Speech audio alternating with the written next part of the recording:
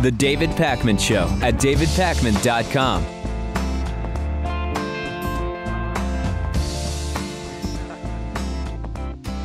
Many times I've said that we will have a black or female president before a Jewish president. We, of course, have President Barack Obama now. We have Hillary Clinton running for president.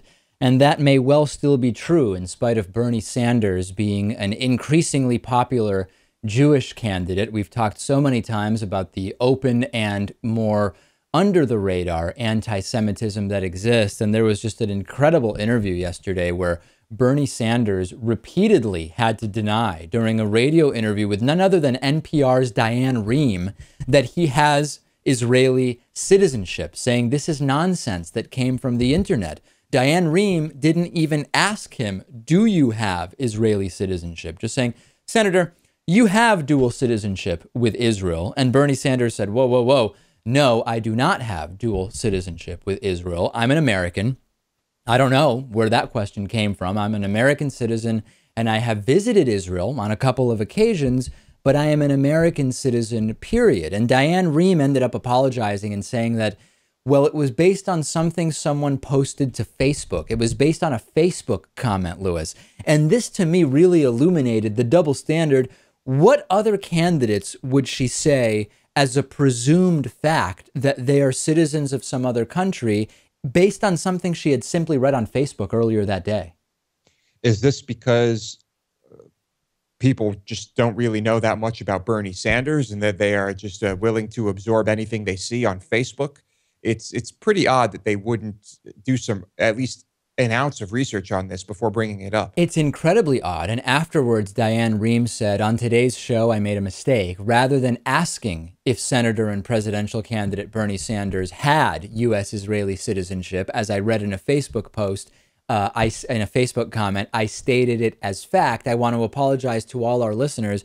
It's funny how she acts as if the question about Israeli citizenship would have been perfectly legitimate had she merely asked it rather than presumed it as fact in the absence of any other evidence. It's like, still, so I read in a Facebook comment that you're an Israeli citizen. Are you an Israeli citizen? It's, again, a standard that I am not seeing applied to any other candidates with any other countries that they may be connected to. And it's this double standard that's tied in unequivocally with conspiracies of Jewish control and blah, blah, blah, blah, blah. And I'm not saying Diane Rehm is an anti-Semite. She may well be Jewish for all I know. I have no idea. What I'm saying is there's no question that there's a certain level of hypocrisy with regard to Jews and Israel as compared to other backgrounds and other countries. And if you happen to be Jewish, people assume that there's a connection to Israel. When there may be no connection at all. You may never have even set foot in Israel in your life, but they just assume that you have this connection with Israel. I've never been to Israel, and we get so many comments saying that this entire program is funded by and based on the desires of Israel, which somehow funds us or whatever. And Greg Rosenbaum, chair of the NJDC's board of directors, said, it's appalling that in today's age, a longtime Jewish elected official would face implications that he splits his loyalty between the United States and Israel for no reason other than his religion. This anti-Semitic canard of dual loyalty has persisted for decades, particularly about American Jews in public service. It is just appalling, and we were expecting this to happen, Lewis. It's no surprise. Obviously, Bernie Sanders' Judaism was going to start creeping its way in. It had to, and Israel will work its way in. And I predict that we will be seeing many things on Facebook, like the person asking the questions here saw. Sticking with our topic of Bernie Sanders, the presidential candidate who's an independent senator from Vermont, earlier this week we talked about a study showing that Bernie Sanders is not doing particularly well with minority voters. We sort of talked and speculated about why that may be. And then I received this voicemail after our conversation. Let's listen to it together. It almost sounds like the woman in the voicemail, who describes herself as an African-American voter, doesn't realize that Bernie Sanders is running as a Democrat. Let's listen together. See what this is about. Hi, David. My name is Sabrina. I'm from South Carolina. I'm listening to your podcast with the story about Bernie Sanders and his poor poll ratings with people of color, minorities. Right. I'm an African-American woman from, like I said, South Carolina, and I know why I'm not a supporter of Bernie Sanders. African-Americans are practical people, and we mostly vote Democrat because we know the Democratic Party has more of our issues in the agenda, and we need a Democratic president in the White House because the Republican Party is targeting people of color, brown people, black people, at the voting polls, at the voting booth. They're trying to take our voting rights away because we do not vote Republican as a bloc, and they are targeting us. We do have economic issues that we care about, but right now, things that our ancestors fought, was hurt for, and died for are systematically being taken away by Republicans purposely. Yeah. So that's one of the reasons why, even though Bernie Sanders is a wonderful senator, I admire him. He has a lot of issues at hand, but he's not speaking to the issues that African Americans are concerned about. Yeah, so I was so confused, Louis, because the entire voicemail seems to presume that the reason why minorities are not voting for Bernie Sanders is because as a Republican, he represents issues, he does not represent issues that they care about. Is that the impression you got listening to this voicemail? This woman thinks that he is a Republican. And this was kind of what I was talking about before. I mean, he's kind of been hiding away in Vermont for a long time. I guess for the most of his career, he identified as an independent. But yeah, he's running as a Democrat, and I think most of his policies reflect that. Yeah, his policies within the context of the Democratic Party would be of the most progressive. As I mentioned, a 90-something rating on civil rights with the American Civil Liberties Union, and probably the guy that would do the most, in fact, when you talk about addressing issues of student loans and talking about addressing issues of wealth inequality. He is someone who would be incredibly positive for the American minority community. So I don't know how much of the displeasure with Bernie Sanders or lack of interest is based on similar misunderstandings as to this woman who called in. But Bernie Sanders is no Republican, that's for sure. And if anybody is not supporting him because they believe him to be a Republican, then that is a very glaring and obvious explanation as to why he's not doing well with minorities. And this would be some great information for the Bernie Sanders campaign, something they need to work on immediately.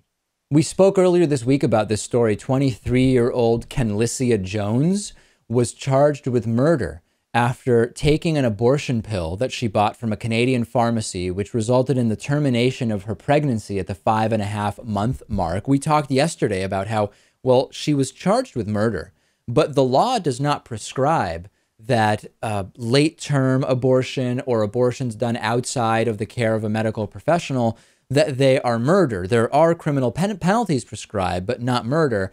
And finally, the district attorney in Georgia has come around on this, saying that the murder charges have been dismissed and she has been released from jail. Quote from the Dougherty County District Attorney, Jones had been charged by the Albany Police Department for the offense of malice murder.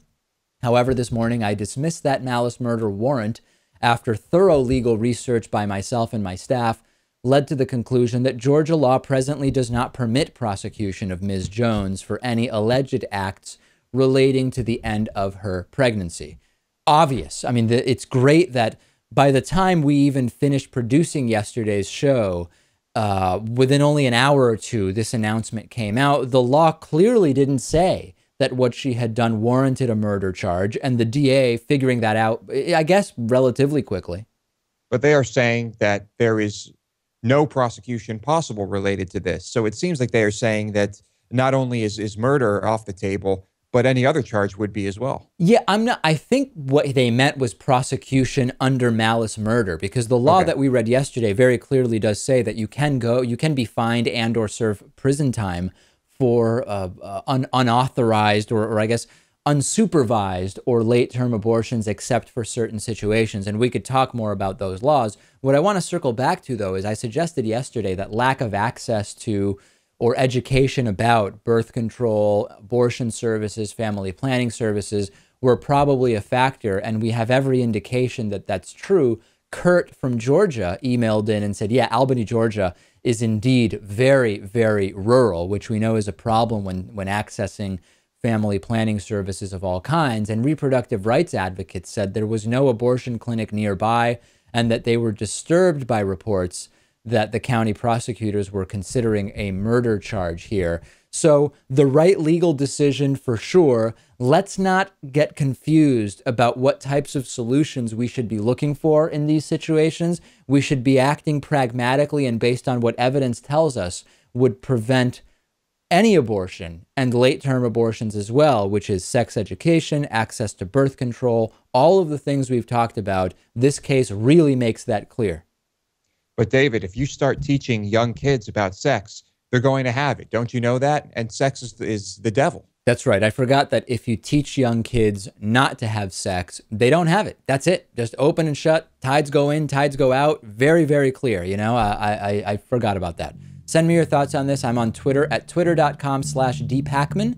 Remember, we're raising money to expand the show. Go to davidpacman.com and click on the Indiegogo banner at the right side of the page. The David Pakman Show at davidpacman.com.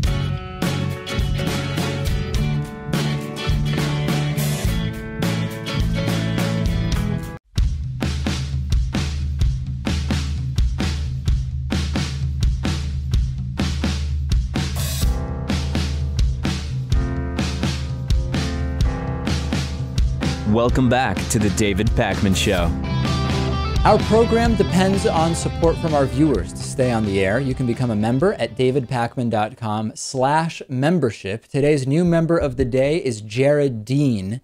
Jared, thank you so much for being a David Pakman Show member. We really do only exist because of the success of the membership program over the last 4.5, kind of closing in on 5 years. And you can subscribe at davidpacman.com/membership. And remember, we're also raising $50,000 in 50 days to expand the show, hire Lewis full-time, add a new producer and co-host, and so much more. Go to davidpacman.com and you will see the Indiegogo banner at the right side of the page. Just click it and you'll see everything that we have going on. Today, I want to recommend a documentary to you. The documentary is called Hotline. It's from last year. It's written and directed by Tony Schaff, and it looks at the different places where you have strangers talking to strangers through the telephone. So this includes suicide prevention hotlines, 911 operators, psychic hotlines, etc. It is so interesting, Lewis, both in terms of learning a little bit about the psychic hotline business, which is interesting, but also learning more about the behind the scenes of 911 operators and of suicide prevention and LGBT bullying type hotlines. I could not recommend this documentary more highly. That sounds pretty good. I was unaware of its existence before today. My Netflix queue, it keeps getting larger. I know, yeah. This is one I have to check out. I highly recommend it to everybody. We're talking about the documentary Hotline. You can get it on Netflix and elsewhere online, and you can see a list of all of my recommendations. We now have this set up finally. A lot of people asked for this. If you go to davidpacman.com/recommendations, we have all of the recommendations that I've done categorized. So there are books, documentaries, other stuff, nonfiction, fiction. It's all separated, and I have to say, Lewis, any number of compelling recommendations at davidpacman.com/recommendations. I would say the vast majority are pretty damn good recommendations. Thank you. Let's talk a little bit about Pat Robertson. It's been a long time since we talked about him, and then recently we had the story where he was talking about how demonic possession can just pop up, one of any number of ways that demonic possession can pop up. Now we have just insane video from the Pat Robertson 700 Club where the friend of a woman who was mourning the loss of her 3-year-old wrote into the 700 Club asking, what do I tell my friend about why God would let the innocent 3-year-old die? I don't know how to counsel my friend. And here's what Pat Robertson had to say. From Jane, who says, a coworker confronted me in the break room and said she can't believe in a God who let her baby of 3 years old die, suffering a long battle in and out of hospitals while he heals other children. She asked me, why did God allow my baby to die? I told her that I didn't know why her child died, but God sees the whole picture. We see only in part. What else can I say? Well, what you have to understand, I think, you know, in the Old Testament, it was like God's responsible for everything. He brings out the bad, he brings out the good, he's responsible for everything. More and more in the New Testament era, we have come to realize that human beings have an agency, they have responsibility. And a lot of things happen because of what humans do. Yeah. I mean, people die in hospitals because of medical malpractice. Somebody cuts the wrong thing and somebody dies. It happens all the time. A nurse gives a patient the wrong medicine. Well, you going to blame that on God? That's not God. That's people who are making mistakes. Now, as far as God's concerned, he knows the end from the beginning, and he sees a little baby, and that little baby could grow up to be Adolf Hitler. He could grow up to be Joseph Stalin. He could grow up to be some serial killer, or he could grow up to die of a hideous disease. God sees all that. That's right. The baby could have grown up to be Hitler. Pat Robertson says you should really blame people when innocents die, not God. But it's so confusing because I thought God was all powerful. Why didn't he just prevent the people from killing others? Like, why didn't, when we have someone that dies as the victim of medical malpractice, that's the people's fault, not God's. But why didn't God just prevent those malpracticers from killing the person? That is a great question. I think Pat would have a hard time answering it. You know, but I guess in this case, the child was just ill and died and could have been Stalin or Hitler. But, you know, if God can just stop Hitler or Stalin from growing up and doing the things they did, why were they around in the first place? That was exactly my point. If God can actually see what Pat Robertson says God can see, why didn't he kill Hitler or Stalin or any of the serial killers? Why, following Pat Robertson's own logic, did we even have a Hitler? It doesn't make any sense. I think we can give some good advice to the audience, though. If a friend of yours has a child that passes away, don't tell them that the child could have grown up to be the next Hitler. Yeah, I would suggest not doing that. Yeah, say you can pretty much say anything else other than that. No question about it. An Australian Christian couple have vowed to get a divorce, ending their 10-year supposedly sacred union that is supposed to last until death do them part, if Australia allows same-sex couples to legally marry. So this is Nick Jensen and his wife. They believe that if you widen or expand the definition of marriage to include same-sex couples, that would be a threat to the sacred nature of one man, one woman marriage, and that it would even open up the door to polygamy. This is a couple who has been married for over a decade. They don't have any intention of separating if they go through with this divorce. They want to have more children. For all intents and purposes, they are together, and I guess they have what some might describe as a healthy marriage, other than the fact that they're willing to get a divorce simply to make a political statement about two men or two women getting married to each other.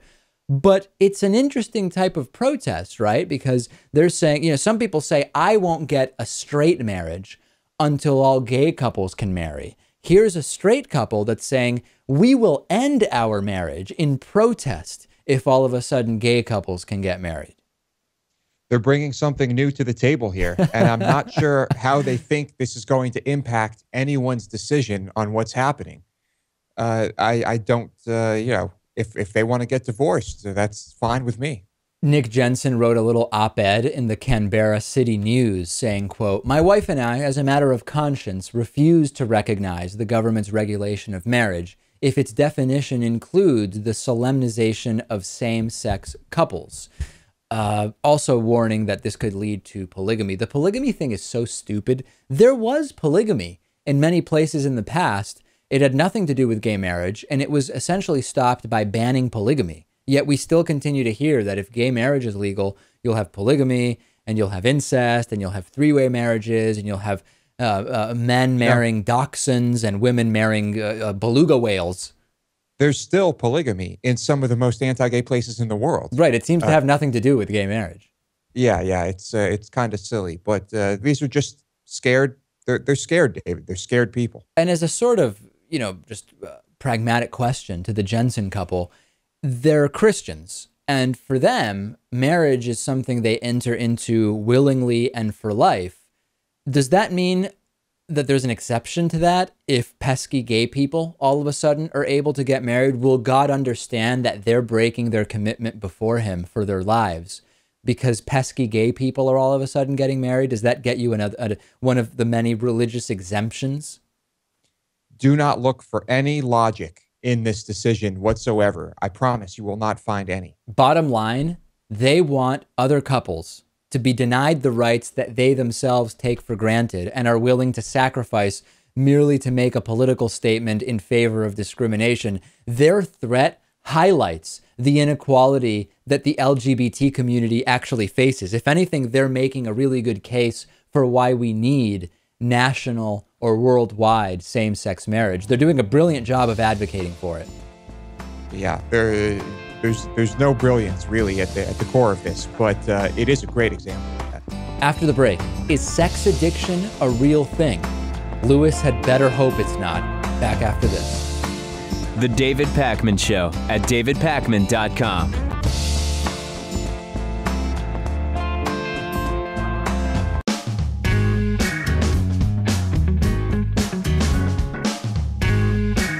Welcome back to the David Pakman Show. It's great to have Dr. Darrel Ray back on the program. He's an organizational psychologist, consultant, author of Sex and God, How Religion Distorts Sexuality, and now also the host of the Secular Sexuality podcast. Our topic today is sex addiction. Where do we even start with this? When did sex addiction become something that was sort of discussed? In the early 1980s, a fellow named Patrick Carnes started it by writing a book about it. And it's kind of become a cottage industry. The religious right really jumped on it, and it serves one of their purposes, of course, to create a lot of sex negative ideas in our culture. But the problem with sex, the notion of sex addiction, is that there's no scientific evidence for it. So psychologists, social workers, psychotherapists literally have no diagnosis for sex addiction. And yet you would think that there was if you watch Dr. Phil or you watch the Oprah, any of that kind of pop psychology stuff. It is a dangerous concept, dangerous for this reason, because it's leaked out into the culture. And now you have judges taking into consideration this notion of sex addiction in sentencing people. Children are being sent by their Christian parents to sex addiction treatment facilities. It's kind of like pray the gay away. You know, we're starting to realize that you can't pray the gay away. Well, there's no such thing as sex addiction, so you can't send people off to be treated. And those treatment centers are oftentimes just religious indoctrination places. And let's see if we can sort of distinguish for our audience the idea that if even without a formal diagnosis or something in the new DSM-5, for example, or a diagnosis criteria for sex addiction per se, you could still have someone who is involved in addictive behaviors that may include sex, right? I mean, draw the line for us. You could have someone whose addictive behavior is being sort of expressed via sexual activity, but that's a separate thing, isn't it? Well, I don't even like to call it addictive behavior. Yeah, people have trouble with sex all the time. That's not a big deal. But to call it addictive is a whole nother issue. We even have trouble. It is hard to identify and define things like alcoholism and drug addiction oftentimes. So, the criteria have to be really clearly drawn for somebody to be an alcoholic. I mean, what is an alcoholic? So oftentimes we can't define that very clearly. So it's dangerous to even say, well, somebody's an alcoholic. Yes, they may have some trouble at times with alcohol, and they may need to get some help with it. Why are they drinking alcohol? Is it because they're depressed? Well, if they're depressed, let's treat the depression.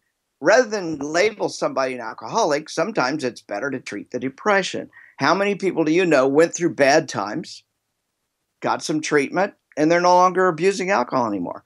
The same thing is true with sex. People oftentimes express themselves sexually when they're depressed or when they've got some other underlying clinical issues going on.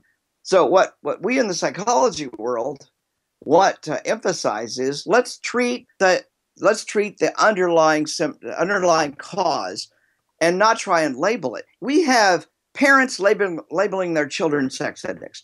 We have spouses labeling their partners as sex addicts. Well, who the hell is a spouse to label their partner a sex addict? Oftentimes on this flimsiest of evidence, well, I caught my husband watching pornography, he must be a sex addict. Or my husband masturbates, or my wife masturbates and doesn't have sex with me sometimes, they must be a sex addict. That is the kind of diagnosis that's happening. Well, it seems that it may be a way almost to put a sort of clinical or medical perspective on something that is really an interpersonal issue in people's relationships, right? If you can say, well, I don't want to deal with what's going on in our relationship that's leading to the behaviors I'm identifying that I don't like, let's call this something and let's see if we can treat it as a sort of medical thing. You're exactly right. People are medicalizing something that shouldn't be medicalized. If somebody's masturbating and not having sex with their partner, that's probably a relationship problem. It's not sex addiction, but it's a way of blaming the other person. You're exactly right, Dave. I can't even say it as well as you just did. That's a perfect way of putting it. Let me give you a different example though, and see, because I think, you know, most situations are sort of on a spectrum, and we're identifying one here and talking about the sort of relationship issues. What about people who say very directly, listen, I feel as though I can't stop watching pornography on the internet. I'm trying to sit at my desk and do my work, but I just am drawn to watching porn. How can we understand that? And of course, we also have to ask the question whether porn and sex are the same thing. You may not even agree that they are. No, they're not. And let's question it a little bit. Let's just change it. Let's have that same person say, I feel as though I can't resist getting on Facebook at work all the time. It's the same thing. The reward centers in the brain are driving the behavior. It's just that when we add sex, somehow it becomes a terrible thing and an addict. But you and I know there are people out there that are Facebook addicts. And they're watching Facebook and reading Facebook and what are YouTube addicts or something as much as any porn addict. Why aren't we labeling them YouTube addicts or porn addicts? It's because there's something unique and unusual about sex. And it's our sex negativity, our ideas that sex is negative and horrible and heinous and somehow needs to be controlled that causes that. And talk to us about now how the religious right has sort of seized on this pseudo-diagnosis of sex addiction to sort of push their shame around sexuality onto others. Yeah, well, when people identify within their religious framework that you're having sex that's not approved by our particular religion, and it is very religion specific, then they say you have to go get counseling. Well, who are you going to go get counseling from? You're going to go to the pastor, or you're going to go to a Christian counselor. And let me tell you, Christian counselors oftentimes are terribly, terribly trained, and they're trained in how to make you feel more guilty about your sex and sexuality. If a woman says, my husband's watching porn, let's go to the Christian counselor, what's the Christian counselor going to do? They're very unlikely to have sex-positive attitudes about pornography. Pornography is an entertainment, just like Facebook's an entertainment. Yes, you can abuse it. Yes, you can use it way too much, and it interferes with other aspects of your world and your life, including relationships. But let's talk about that. Let's talk about the relationships. Let's talk about how you set priorities in your life. Once you label somebody as an addict, guilt, fear, and shame start getting involved in it. And that actually makes the behavior worse. When you shame somebody about something, they feel bad about themselves. What do? They go do more of it because that makes them feel good. You know, having sex makes you feel good. Looking at pornography, masturbating makes you feel good. And so it's a cycle, but it's based upon shame and guilt. There is one counterpoint to that though, right? Which is, and we've seen this sort of with the diagnosis of alcoholism as a disease, which is that sometimes if you do medicalize something, you can, if done properly, remove the guilt, in the sense that somebody might think, oh, I'm a bad person because I can't stop drinking. If we can say, listen, this is a disease, that can, if done properly, remove some of the shame. Although I know that that's not what's happening in these Christian counseling scenarios with sex addiction. Well, it's not. And we could go into a lot about whether that assertion you just made is correct about alcoholism too. I mean, if you just look at the 12 steps, those are very guilt-based and religious-based steps. Oh, no question that 12, AA as an organization is a very religious organization. It's a religion. AA is a religion. And the problem is that now we have 12 steps for sex addicts. Right. And it's just as sexually negative. In my talks, when I talk about this subject, I compare the AA 12 steps for AA and the 12 steps for sex addiction, and they're almost identical in many ways with all the God references. So, yeah, we haven't medicalized it. We've shame and guiltized it. It's what we've done with respect to these concepts of recovery from sex addiction or alcoholism. So, no, I don't see that medicalization is what's happening in those areas. And there's not a lot of evidence that these are diseases. Sex addiction is not a disease. Underneath it could be something going on. There could be a disease condition. There could be a brain tumor. We have evidence that brain tumors actually make people do strange things sexually. Well, there is a disease, but it's an underlying tumor. That's the disease. Now, this is that's rare. Now, don't get me wrong. Not everybody that masturbates a lot has got a brain tumor, but there's other causes. And depression is one of the bigger things, and relationship issues is one of the biggest things in why people behave the way they do sexually. So let's look at relationships. Let's look at depression. There's other diagnoses too, and if you want to call those the disease, that's okay. Underlying it, yes, depression is a disease, but let's not label people addicts. The minute you label people an addict, you bring in the guilt and shame function that's so useful to religions. Every major religion on this planet likes to shame people because you have to come back to the religion to get the forgiveness. So they try to convince you, you're a sex addict, come back to Jesus or come back to Allah and you will get forgiveness and then you can get over your sex addiction. It doesn't work that way. And if it did, we wouldn't have the Duggars here. We wouldn't have the Haggard, can't remember his name, Haggard. We wouldn't have all these highly placed, influential religious people involved in sex scandals if this stuff really worked. No question about that. For more about this and other topics, listen to Dr. Darrel Ray host the Secular Sexuality podcast. Organizational psychologist, consultant, author, Dr. Darrel Ray. Pleasure as always to have you on. Yeah, Dave, good to talk to you. The David Pakman Show at davidpakman.com.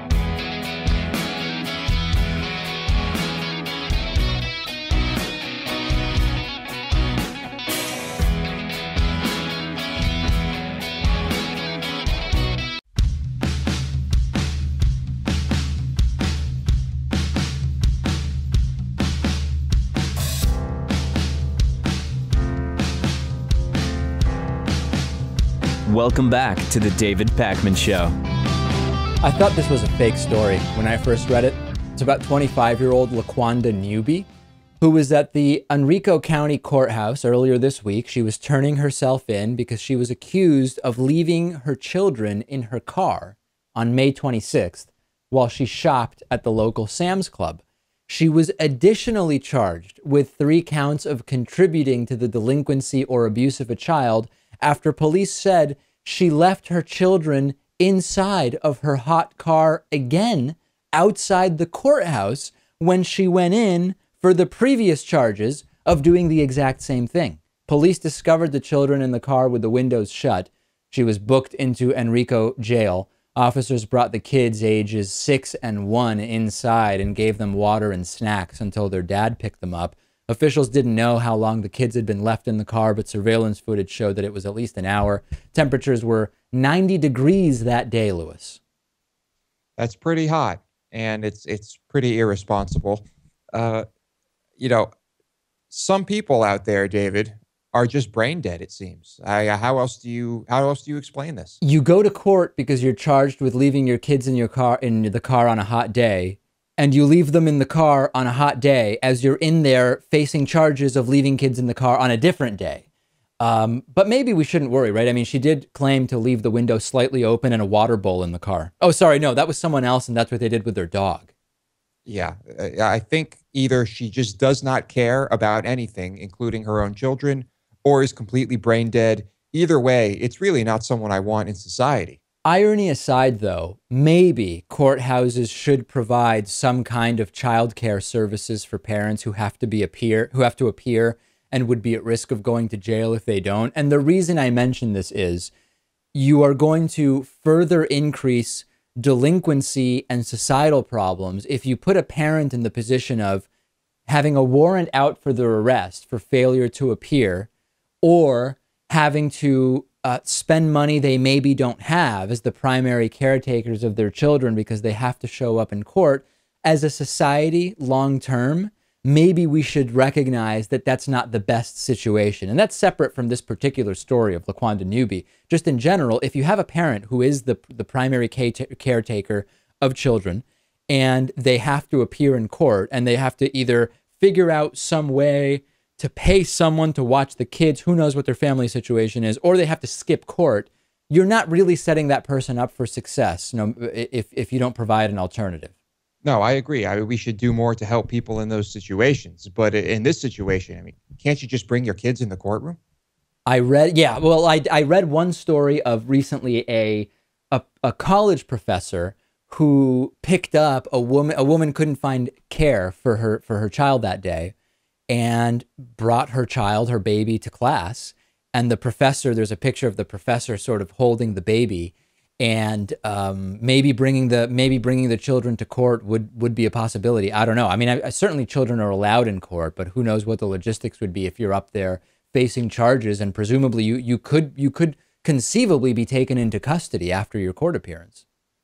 It's possible, but I can pretty much guarantee you, if you say, these are my kids, I have them with me, they have nowhere else to go, they're probably not going to tell you, keep them in the hot car. I seriously hope not. That would be insane.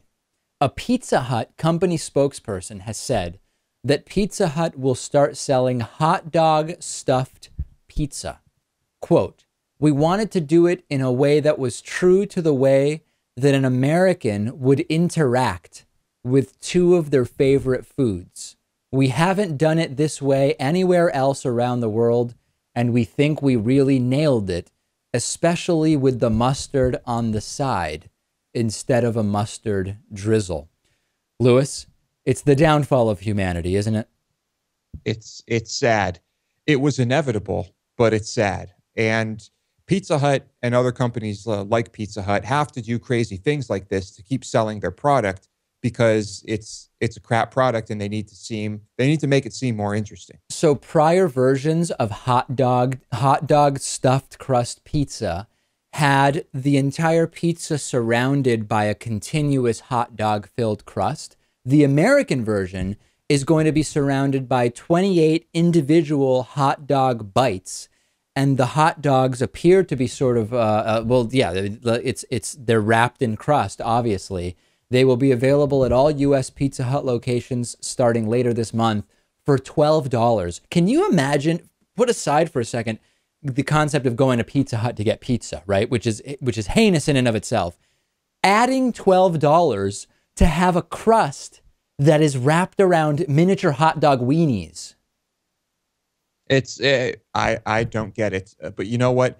This isn't even that creative. If I were the brain behind Pizza Hut's culinary abominations, I could blow them out of the water. I could do so much better than this, and I could make the most disgusting things ever. Well, I was thinking that the hot dogs themselves should be, of course, wrapped in crust, but also stuffed with cheese, and then wrapped in bacon, breaded, deep fried, and then drizzled with lard oil.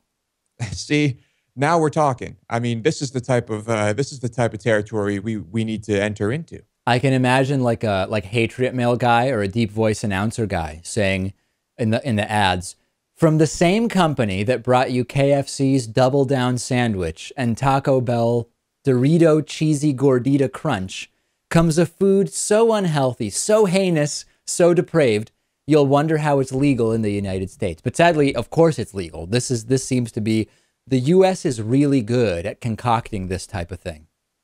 They are. You know what? Let's break a 100,000 calorie family-sized pizza. Let's do it. When did you last eat Pizza Hut pizza?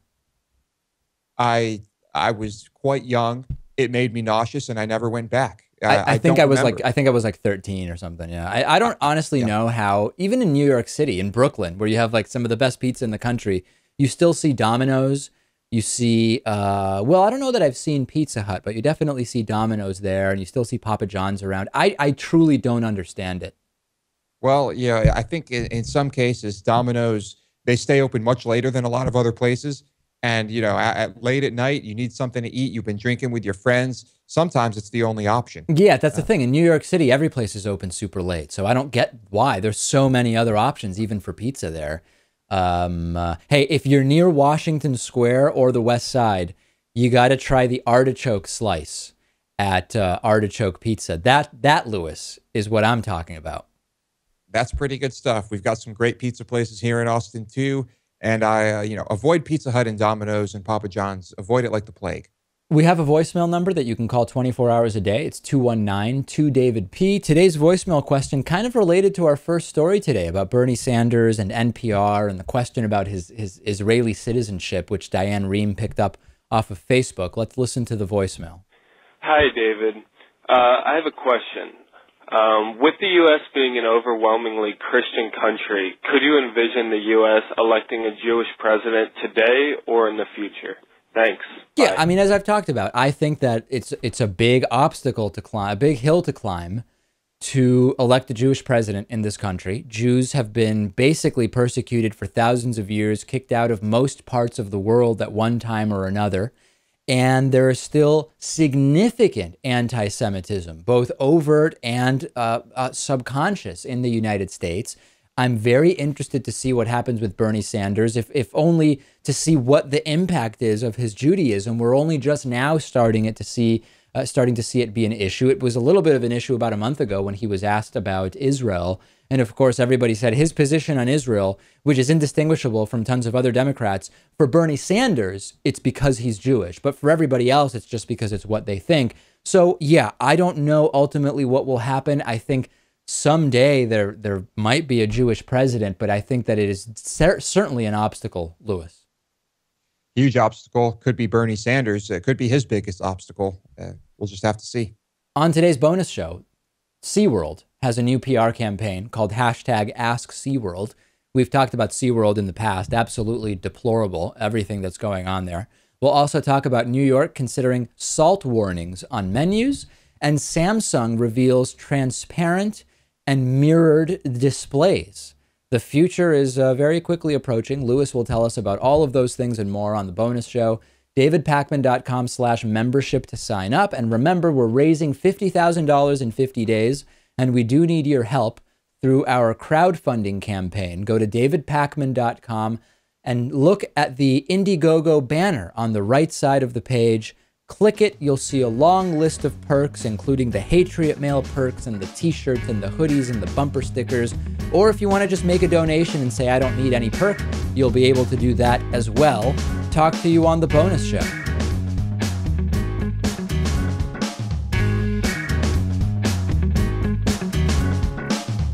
The David Pakman Show at davidpakman.com.